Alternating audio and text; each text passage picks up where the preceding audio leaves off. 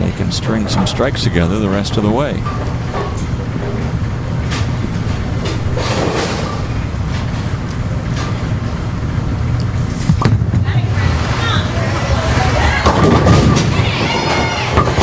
Well, we got one of them to go, but both, and they really needed a double up to cut into that 41-pin lead. Kristen moved left again on this shot.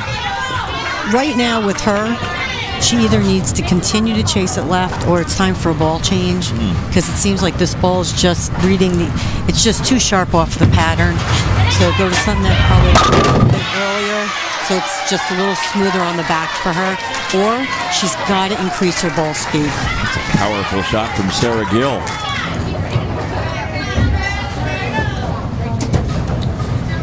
Well, that's fun to look when they all just disappear. She's been very aggressive from the very first frame of this match. Yep.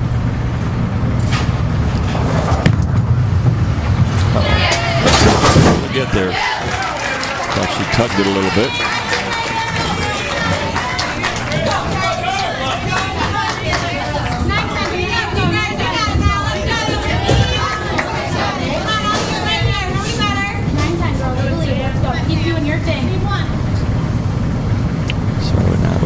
Samantha Gaynor, Chesterfield, Michigan.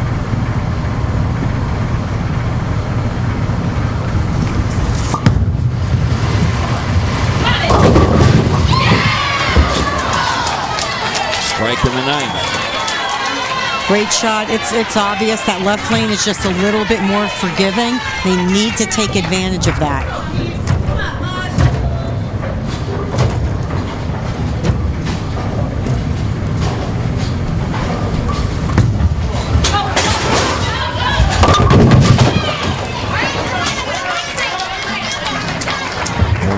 .95 possible for Vanderbilt. Again, certainly Stephen F. Austin just fill frames and you're going to walk away with a 2-game-to-1 advantage after game 3. Good position for them to be in.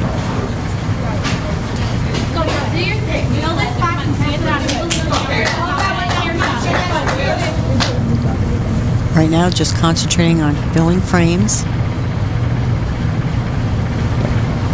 Spare here, and it's over. An open frame opens the door just a little. 195 possible. So you know Stephen F. Austin going, oh, come on. All we needed to do was mark there. And so Amber and her husband Steve, who serves as the assistant coach, not happy that they at least gave Vandy a chance, but they need to strike out. She needs them all, yes. And that's going to do it. So Stephen F. Austin will take game 3. Good throw, though. I mean, that was really a good ball.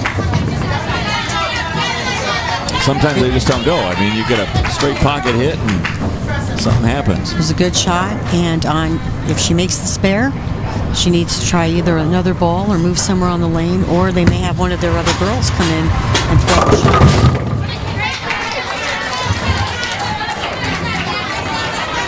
But last game and this game, Stephen F. Austin started out very strong, very aggressive. They are definitely not bowling defensively. Not at all. They are bowling.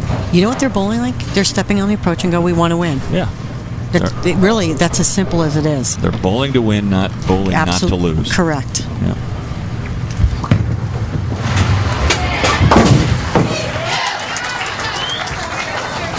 And I think that started in game 2 for them. Game 1, they didn't feel that way. I mean, remember they started with 2 open frames in game 1. And then all of a sudden they started to get the nerves out of their system. And it seems like the right lane is the lane that's just a little bit tougher for the carry. So they started in that lane, but they made the adjustments they needed to make. They did. And they started this game with 5 straight strikes, which paved the way for them to win game 3. All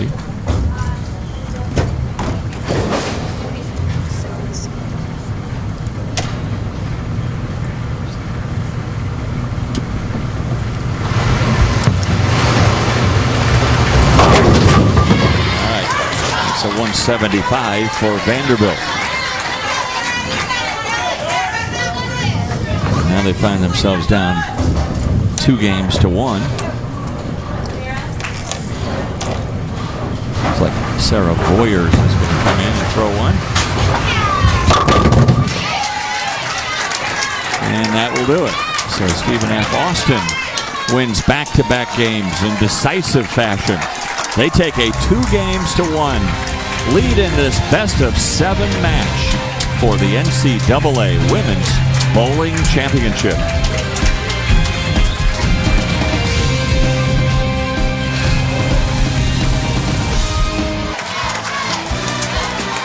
Now the first round of the NBA playoffs continues tomorrow. The Thunder Trailblazers game on ABC at 3:30. Coverage begins at 3:30 with NBA Countdown, presented by Straight Talk Wireless. Both also available on the ESPN app, so you can watch anywhere. We welcome you back to Roll House Entertainment, formerly Freeway Lanes in Wickliffe, Ohio. You look at Stephen F. Austin, the Lady Jacks came in and they defeated Sam Houston State, then McKendree, then Maryland Eastern Shore. They had an easy road to the finals. Meanwhile, Vanderbilt, the #1 seed coming in, all they did was lose to Sacred Heart in the first round, and then they had to come back through the losers bracket, beating Arkansas State, McKendree, and Nebraska not once but twice to get to the finals. Now, can they come back again, trailing now 2-1 in this best-of-7 final? And then that second set where they had to bowl Nebraska in the extra Baker games, because they lost. Yes. They started to come back strong there. So that's what they need to do. They need to step back to that and start doing that now. It seems like, again, they're just playing defense. They know that this right lane is a little bit more touchy. Can't get it as far right down the lane. The break point needs to be about 9-10. Everybody who's keeping it around there, except for the left-hander, has been in the pocket. All right, maybe that's the one that gets them going again. Emily Rigney starts them off with a strike. The other thing that I think has been very important on this pair is the fact of the girls started in deeper. They've chased it to the left. So ball selection is going to be important. You may need a little bit more surface. It seems like they're playing a little bit more tighter in the middle part of the lane, and especially on the right lane near the break. Caroline Byer saying, "Oh, thank goodness I made a single pin spare." She had missed a couple earlier. And she's like, "Yeah, I love that reaction." Oh, what a relief it is.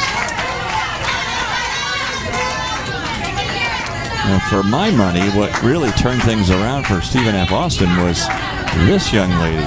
Dakota Fakney came in and really gave them a boost off the bench. Her first shot was on the right lane. She left the flat 10 and then high flush on the left lane. Played it very similar. Again, not a lot of ball speed. She's been in that pocket, though. But she's using a ball that allows her to still be clean with it. There you go. Gets it down to about 8. But we said on this left lane, it's been a little bit more forgiving. And they start with 2. Oh, they wiggled the 10, but it stays.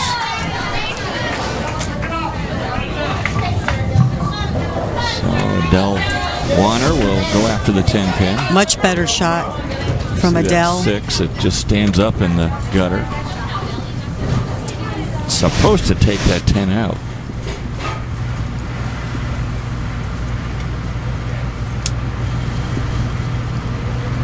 Again, they go to a spare ball. Something they can throw straighter right at the pin.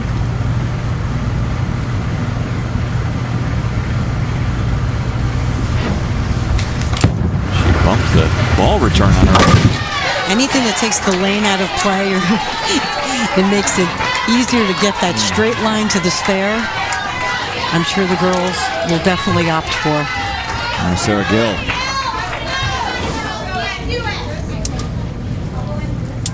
John Williamson and Josie Barnes are a little concerned. Their team down 2 games to 1, and that's what Sarah Gill's been doing.